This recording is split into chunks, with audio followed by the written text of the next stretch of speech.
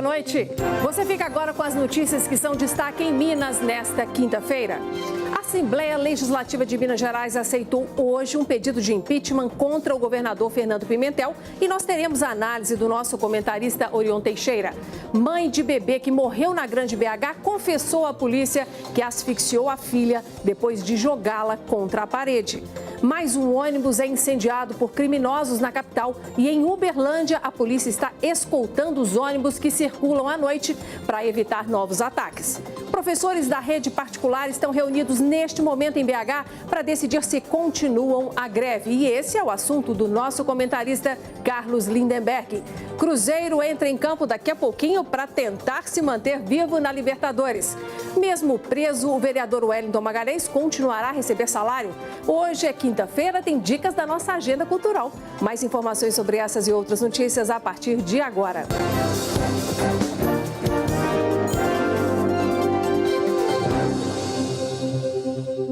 A Assembleia Legislativa de Minas Gerais aceitou hoje um pedido de impeachment contra o governador Fernando Pimentel.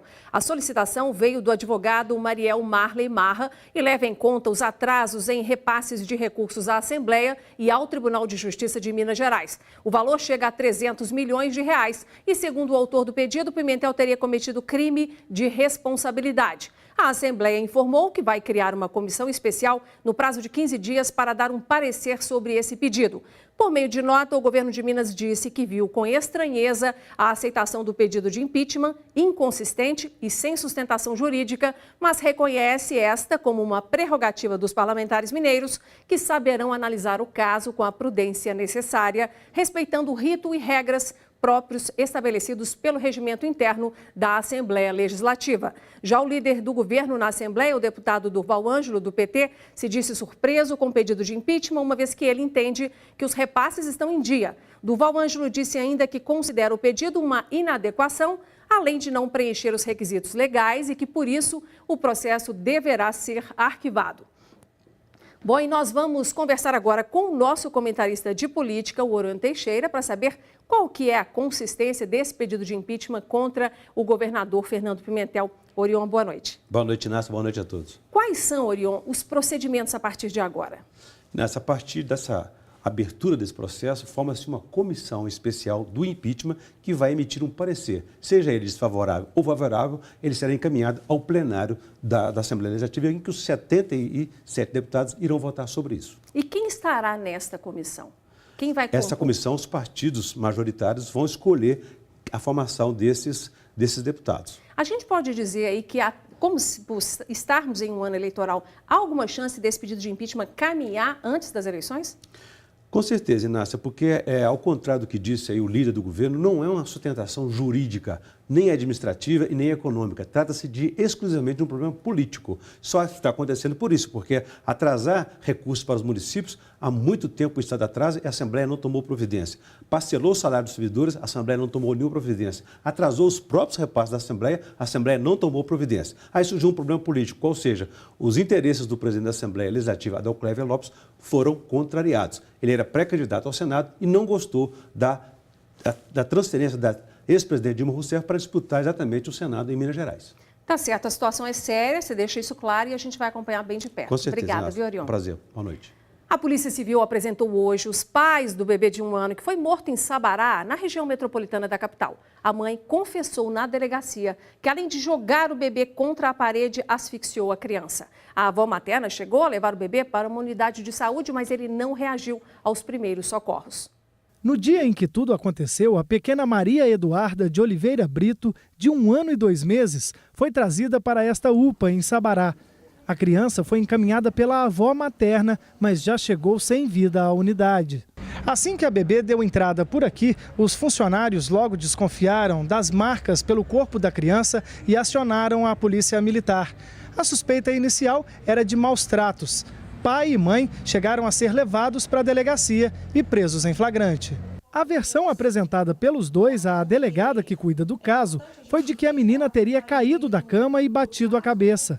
Mas depois de interrogar os pais por várias vezes, a mãe da garotinha resolveu falar. Após o companheiro André de Brito ter saído da casa, a genitora voltou encontrou a Maria Eduarda chorando ainda ao solo.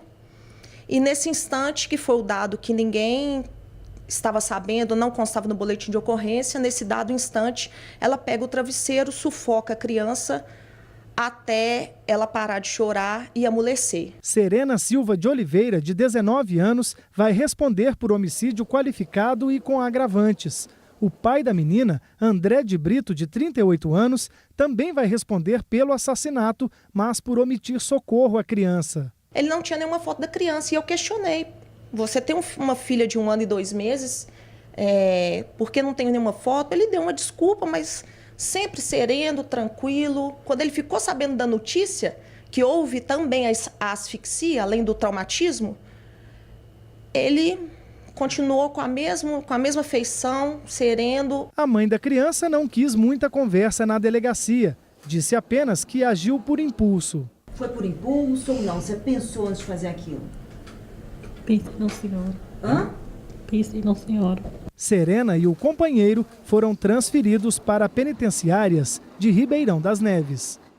A Polícia Federal deflagrou hoje uma operação para combater a pornografia infantil. 11 mandados de busca e apreensão e 10 de prisão preventiva foram cumpridos em 7 estados. Segundo a Polícia Federal, as investigações identificaram um grupo de 13 pessoas que comercializavam imagens pornográficas. Eles ainda são suspeitos de sequestrar e abusar dos jovens. Um dos homens presos trabalhava em uma ONG para crianças carentes e admitiu o crime. Ele também é suspeito de ter abusado do próprio sobrinho. 3 pessoas foram presas em flagrante. O crime, gente, de publicação de pornografia infantil prevê pena de 3 a 6 anos de prisão. Já o de estupro de vulneráveis, de 8 a 15 anos de reclusão.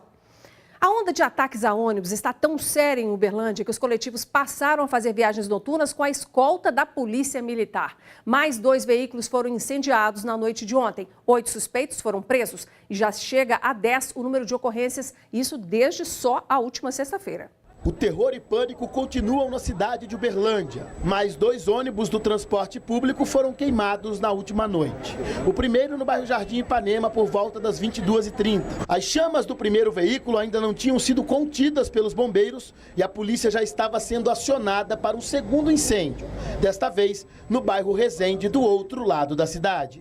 Aqui quando a gente chegou o incêndio já estava na sua fase desenvolvida, já havia tomado o veículo.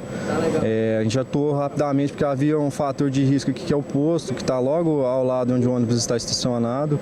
Então a guarnição atuou rapidamente, a gente utilizou uma técnica chamada ataque envolvente para combater as chamas e debelar o incêndio com rapidez. O motorista contou em detalhes a ação dos bandidos e a orientação das empresas. Tinha um moço lá no ponto, aí eu peguei e fui anotar a catraca assim e com a porta fechada. Aí ele veio batendo na porta para me abrir, que eu olhei lá de cima, tinha um cara com um galão de gasolina, né?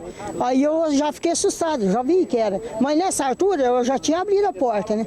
Aí, na hora que eu vi o cara com o galão, já juntou mais 3 na frente assim do ônibus.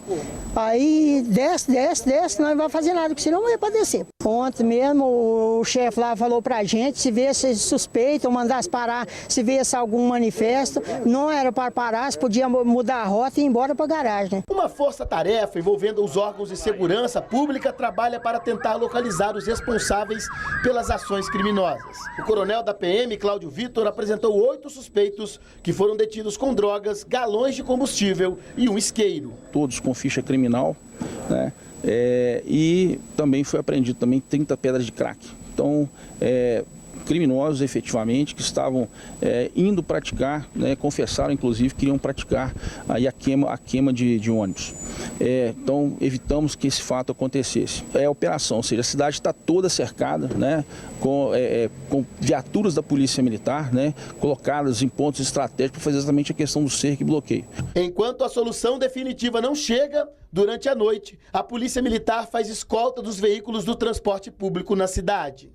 E em Belo Horizonte, os ataques a ônibus também continuam. Subiu para 10 o número de coletivos incendiados aqui na capital e na região metropolitana, e isso no período de 2 semanas. Na madrugada de hoje, mais um veículo ficou completamente destruído. Isso aconteceu no bairro Serra Verde, aqui na capital.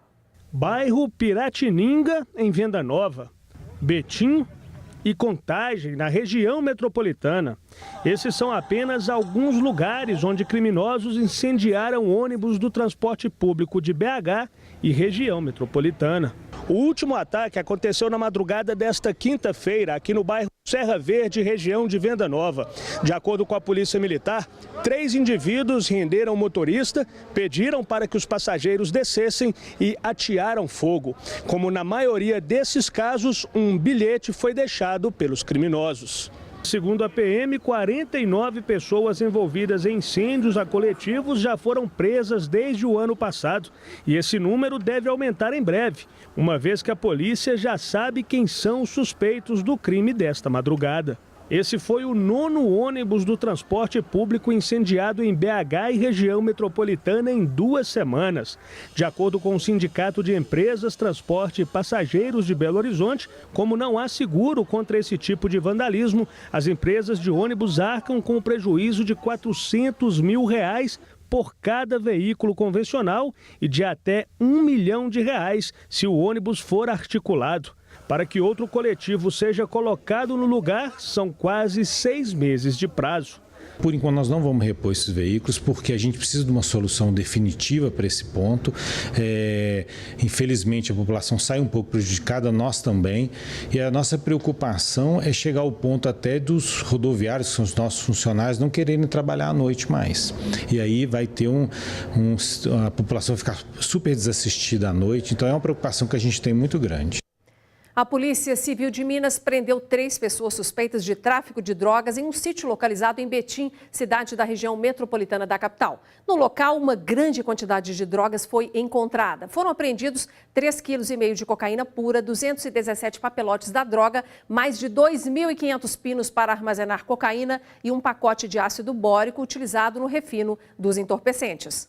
O trio foi preso em flagrante em um sítio alugado no bairro Casa Amarela, em Betim, na região metropolitana de Belo Horizonte. No local, a polícia apreendeu 3,5 kg de cocaína pura, além de mais de 2.000 pinos com a droga já prontos para venda. Nós estamos monitorando eles há quase 6 meses. A tarefa deles era justamente refinar a droga, preparar e acondicionar para a venda no Jardim Teresópolis. Chama a atenção que um dos suspeitos já tem passagem pela polícia por tráfico de drogas. Ele chegou a ficar preso por 2 anos e meio e depois de solto voltou a praticar o crime. Agora a polícia segue com as investigações para saber quem é o dono ou os donos de todo o material apreendido. Nós já temos esses elementos, né? Estamos dando continuidade ao trabalho e certamente iremos alcançar outros envolvidos nessa trama criminosa.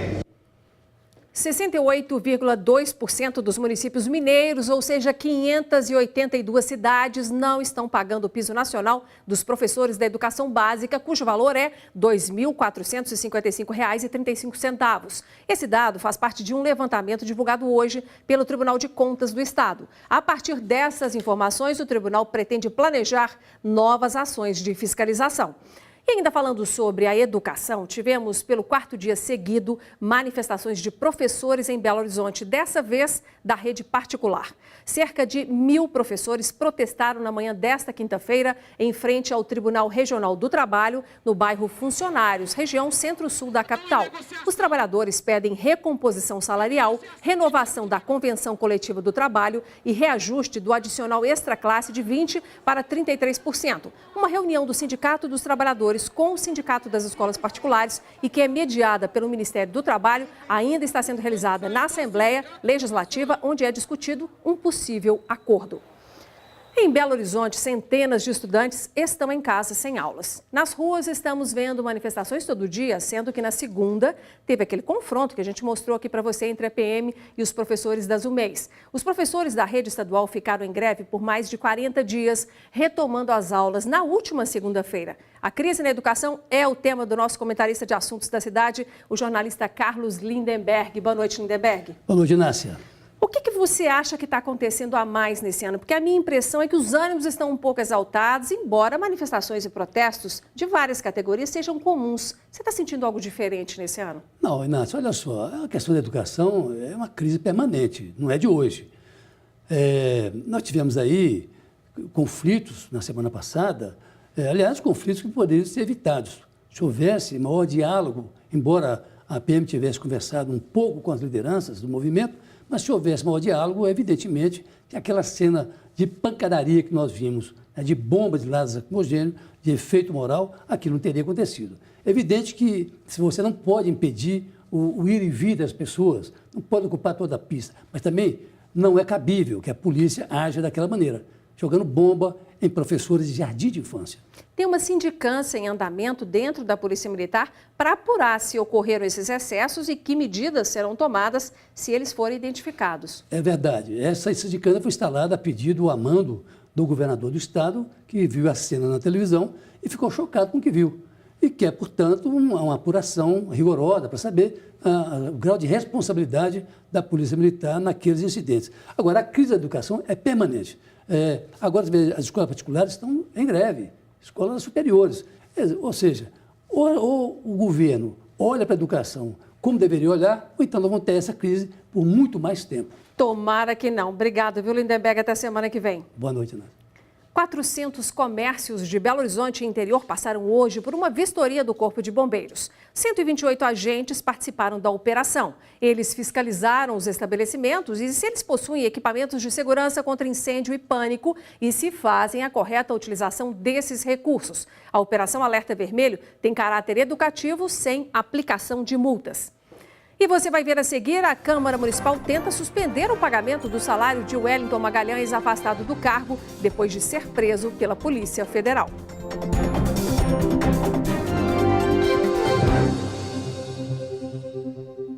Faltam quase 2 meses para o começo do inverno, mas as doenças típicas dessa época já estão aparecendo no outono, que está com temperaturas mais baixas que em anos anteriores. Postos de saúde e UPAs estão mais cheios com as demandas de atendimento, especialmente para crianças. E, gente, a vacina é a melhor forma de prevenção e já pode ser tomada pelas crianças acima de 9 meses. Basta uma mudança no tempo, o clima esfriar um pouco e...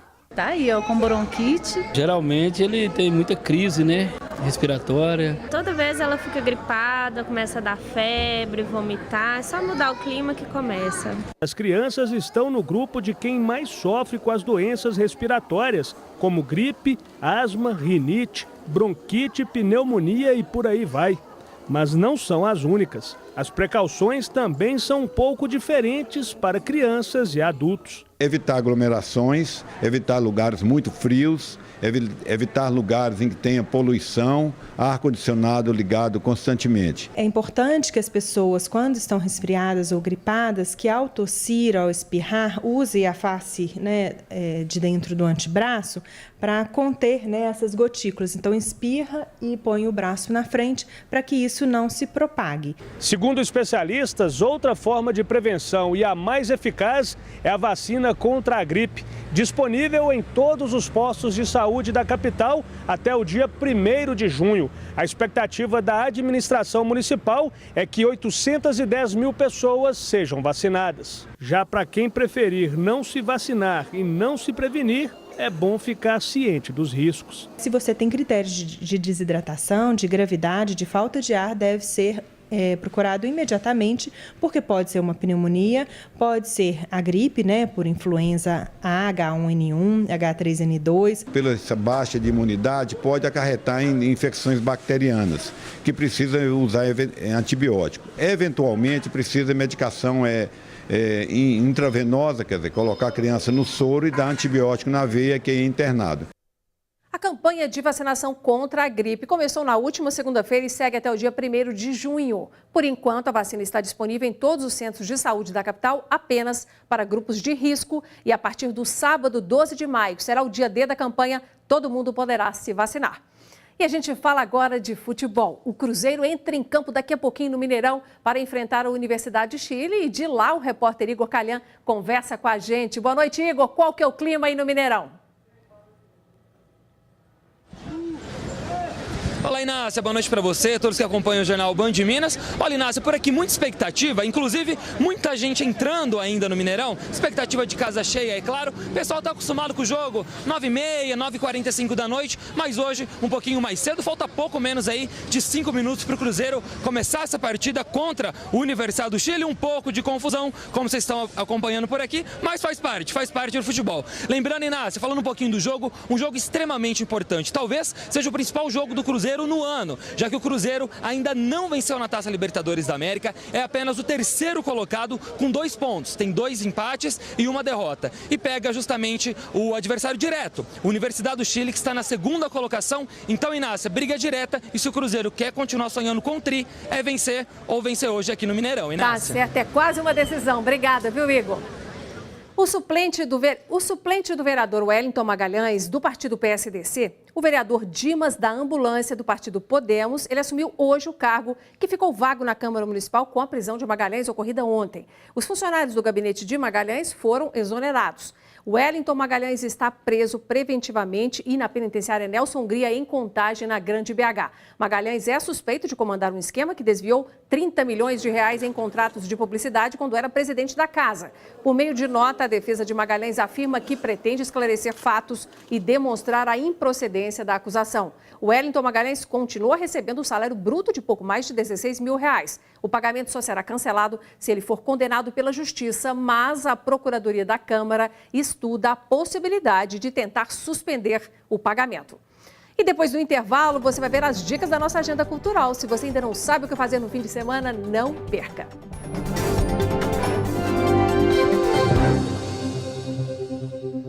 Hora de você programar seu fim de semana com a Luciana Viana. Nas salas de cinema, um filme muito esperado pelos fãs dos quadrinhos da Marvel, Os Vingadores, Guerra Infinita, que mostra a invasão de um titã que chega à Terra para reunir as joias do infinito e ter poderes ilimitados. E aí, os Vingadores vão precisar juntar forças com um monte de heróis para dar conta. E a ajuda vem dos Guardiões da Galáxia, do Homem-Aranha e também do Pantera Negra.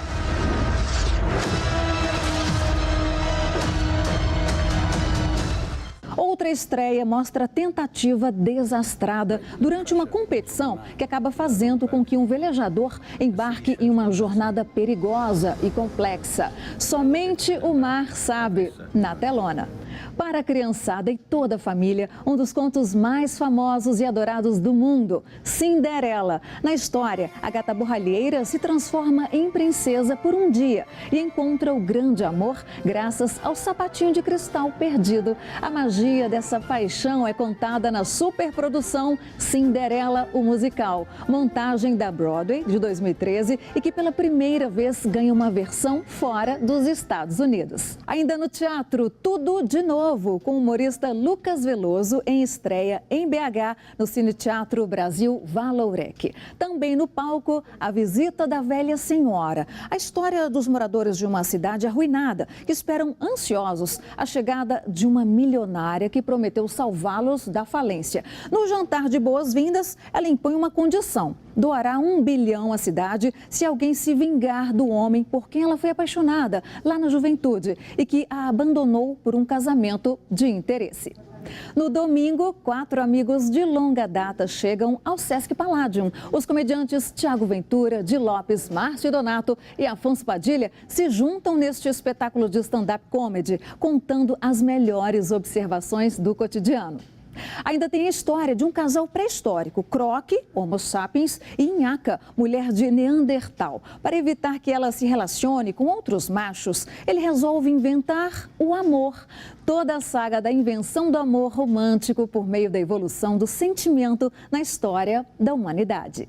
Na música, a banda mineira J Quest reúne grandes clássicos da carreira em versões acústicas, além de canções inéditas neste sábado no KM de Vantagens Hall. O cantor Alexandre Pires traz à capital mineira o Baile do Nego Velho, show que está rodando o país com sucessos dos anos 90. Em BH, a festa, que terá duração de 3 horas, será neste sábado e vai começar às 8 da noite. Programe-se, divirta-se. E amanhã o jornal Band Minas vai exibir uma entrevista exclusiva com o ex-governador de Minas Gerais, Eduardo Azeredo.